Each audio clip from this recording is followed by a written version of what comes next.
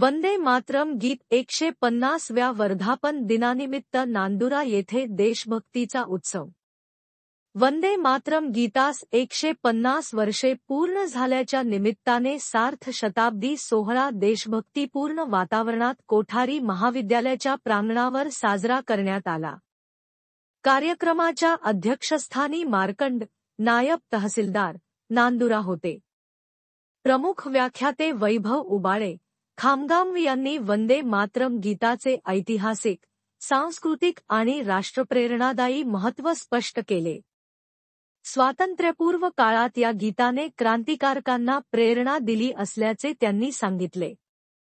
कार्यक्रमास प्रमुख उपस्थिती म्हणून गुरव नायब तहसीलदार विठ्ठल कोठारी, क्रांती ढाकणे, पोलीस उपनिरीक्षक तरमळे, लांजुडकर, विलास निंबोळकर, काकडे, मनोहर मेहाणी व्यासपीठावर उपस्थिती होते। या प्रसंगी शहरातील सर्व शाळांचे विद्यार्थी, शिक्षक तथा अधिकारी व कार्यालयीन कर्मचारी उपस्थित होते। कार्यक्रमाचे सूत्रसंचालन महेश पांडे यांनी केले। प्रास्ताविक संस्थेचे प्राचार्य यांनी केले तर आभार प्रदर्शन काकडे सर यांनी केले। या कार्यक्रमासाठी वंदे मातरम वर्धापन दिन तालुकास्तरीय आयोजन समितीचे अध्यक्ष अजितराव जंगम, तहसीलदार नांदुरा यांच्या मार्गदर्शनाखाली संस्थेच्या कर्मचाऱ्यांनी अथक परिश्रम घेतले।